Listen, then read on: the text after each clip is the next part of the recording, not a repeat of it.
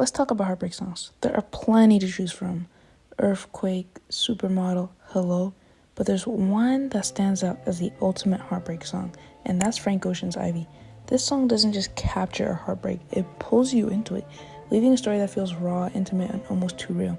Right from the start, Frank captures the fragility of love. I thought that I was dreaming when you said you loved me. At first, it feels surreal, like it's nice, like love is actually nice, you know what I'm saying? But then he reminds us it's temporary, so. The start of nothing. The way he weaves these lines together, returning to the start of nothing after saying, I had no chance to prepare, I couldn't see you coming. it feels like a loop of realization. Love blindsides you, and just as quickly it can fade away. It's not just heartbreaking, it's inevitable, and Frank makes us sit with that weight. The next lyrics highlight the contradictions that come from a breakup. Ooh, I could hate you now.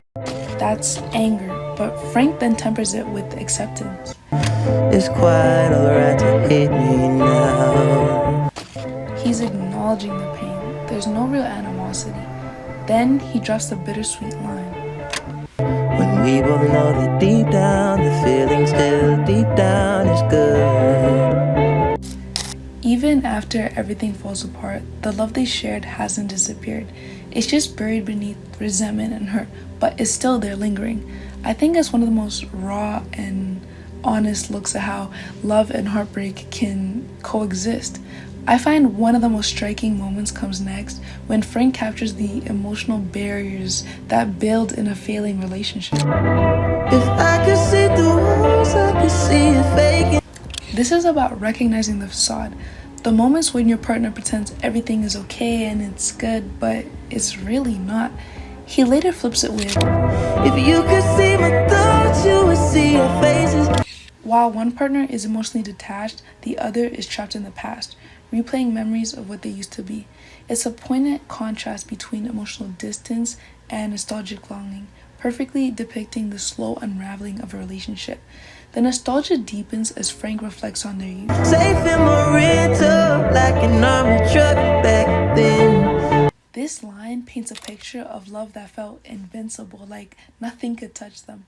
But in hindsight, that sense of safety was an illusion. We didn't give back then. The snapshot of innocence, of a time when love was carefree and unburdened by the complexities of adulthood. But the repetition of back then is what makes it so heartbreaking. It's a constant reminder of how far they've drifted from who they used to be. You ain't a kid no more. We'll never be those kids again. It's about the inevitability of growing up. The love they shared was tied to time of innocence, and that innocence is gone. Even if they wanted to, they can't go back to who they were. And then there's the metaphor. It's not the same. Ivory's lyrical. Don't you remember? Ivory, once sought after and prized, is now forbidden. Its desirability tied to destruction. Frank uses this to describe the relationship, something they once cherished that unfortunately became harmful, and something they can no longer hold on to. The choice of the word ivory is like an intentional piece of wordplay that ties the song together. The ivy plant, referenced in the song's title, is an invasive species, something that grows uncontrollably and overtakes its surroundings.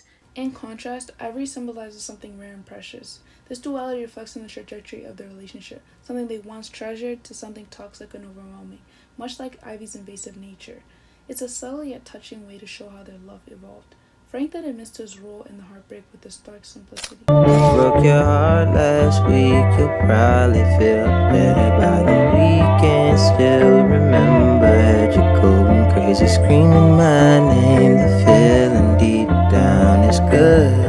The lyric, "You'll probably feel better by the weekend," comes across as dismissive. It feels as if he's minimizing the pain he's caused, brushing it off as something fleeting. However, this line gives deeper insight into Frank's emotions. It suggests that he's trying to deflect the guilt, convincing himself that his partner will quickly move on and shed detachment from him.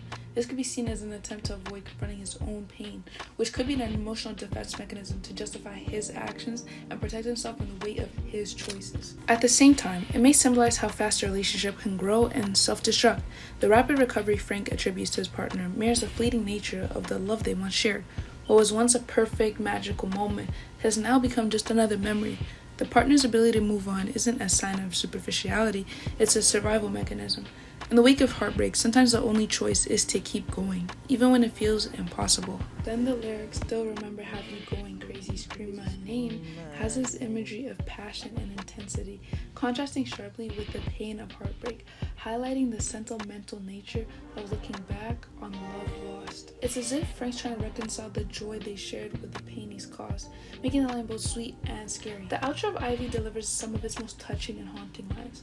Frank shifts the focus to regret and unresolved questions, creating a loop of overthinking that feels all too familiar. All the things I didn't mean to say, I didn't mean to do. An acknowledgement of his own missteps, the moments where words or actions fell short and caused unintended harm, but then he turns it outwards. There were things you didn't need to say, did you mean to? Now the lens is on the other person, questioning their intent, and whether the pain they caused was deliberate. The repetition of "did you mean to" adds a layer of emotional vulnerability, as if he's caught between wanting answers and knowing he'll never truly get them. The beginning of the outro captures the obsessive overanalyzing that heartbreak brings. It's the endless replaying of conversations, trying to decode the meaning behind every word, searching for clarity that never comes. Frank doesn't resolve these questions because heartbreak itself is often unresolved, leaving us with lingering doubts and unspoken words.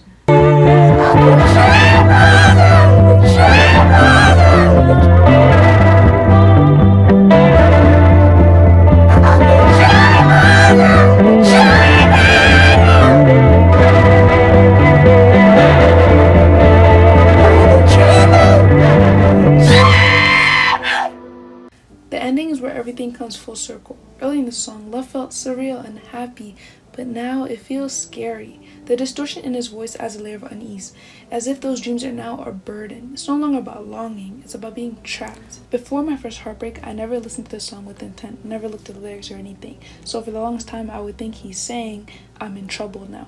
And I thought this because he was feeling the weight and the gravity of the heartbreak. It was all of that was just getting to him and just slowly destroying him.